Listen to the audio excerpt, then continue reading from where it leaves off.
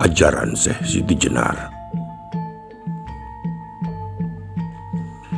Syekh Siti Jenar mengajarkan ilmu secara bertahap kepada murid-murid dan pengikutnya.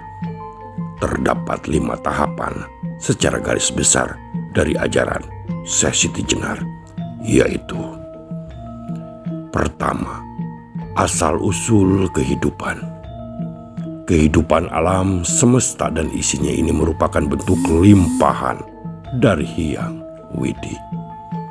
Kedua, pintu kehidupan, maka merujuk pada cita-cita manusia sempurna, yaitu seorang manusia yang sanggup mempraktikkan ilmu kesempurnaan guna mencapai hakikat hidup sejati atau manunggal dengan Tuhan.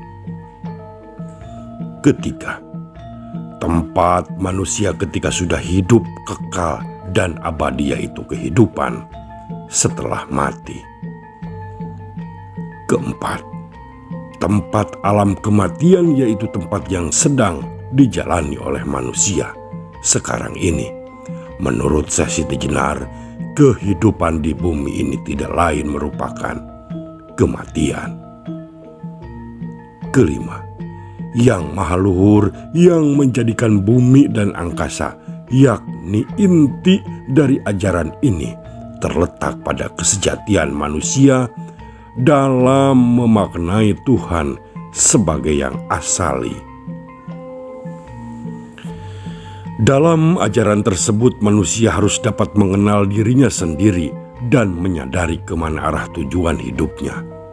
Syekh Siti Jenar menanamkan iman bukan sekedar kepercayaan atau menelan mentah-mentah apa yang tertuang dalam ayat-ayat kitab suci. Ajaran tarekat yakni dalam pelaksanaannya tergantung pada masing-masing tempat, zaman, tradisi, dan budaya masing-masing.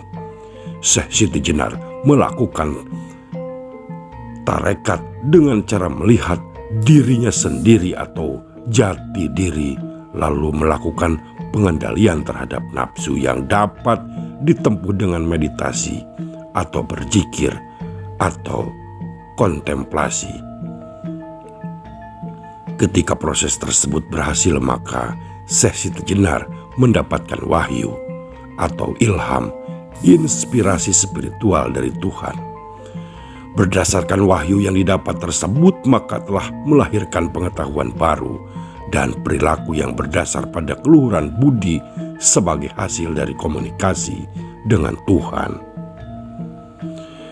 Dari sinilah Syekh Siti Jenar telah membangun sikap manunggaling kaulo Gusti.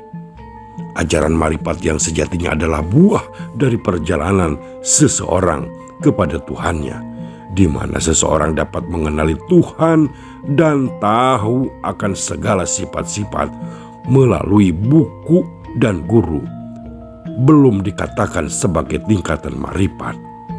Dari proses perjalanan tersebut, maka dapat tercapai kesatuan dengan Tuhan. Syekh Siti Jenar menghayati dirinya sendiri sebagai manusia hingga taraf manunggaling kaula Gusti, di mana taraf ini telah menunjukkan bahwa ia sudah mencapai tingkat makrifat, yakni kedudukan tertinggi dalam tingkatan spiritualitas.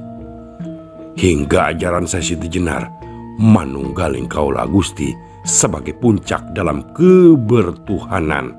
Konsep manunggaling kaula Gusti merupakan pengalaman spiritual seseorang ketika seseorang merasa bahwa dirinya telah diliputi oleh Tuhan.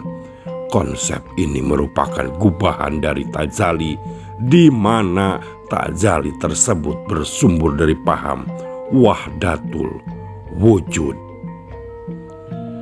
Salah satu ajaran yang disebut dengan monisme, yakni memandang bahwa alam semesta beserta manusia adalah aspek lahir dari satu hakikat yang tunggal atau satu, yaitu Tuhan. Manunggaling Kaula Gusti ini adalah pengalaman pribadi yang sifatnya tak terbatas, sehingga hal tersebut tidak dapat diungkapkan melalui kata-kata agar dapat dimengerti oleh orang lain. Maka dapat disimpulkan manunggaling Kaula Gusti bukan menjadi ilmu untuk diajarkan secara langsung, melainkan satu pengalaman rohani yang dialami oleh seseorang. Kemanunggalan ini didasarkan atas penghayatan yang khusus atas diri Tuhan yang bersemayam dalam diri manusia yang bersifat personal. Hingga pada akhirnya ajaran Syekh Siti Jenar tersebut lebih dikenal luas oleh masyarakat Jawa dan menjadi kontroversi sebagaimana yang telah dijabarkan. Memang tidak dapat dipungkiri bahwa tujuan Syekh Siti Jenar terus menyebarkan ajaran tak lain untuk mengajarkan kebatinan guna membuka tabir rahasia alam, yaitu pelajaran tentang yang goib dan yang maha goib. Menurut sumber lain pula ajaran ini menyebabkan ia dihukum mati.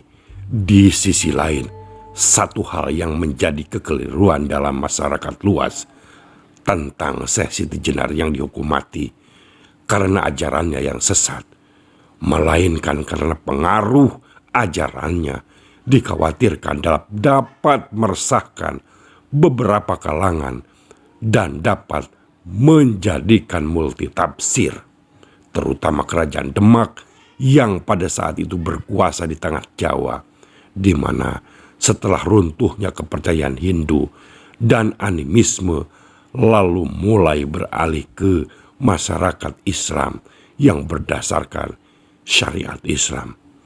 Di sisi lain, dengan munculnya ajaran yang menyepelekan syariat Islam, hal itu sama saja menyepelekan kekuasaan raja.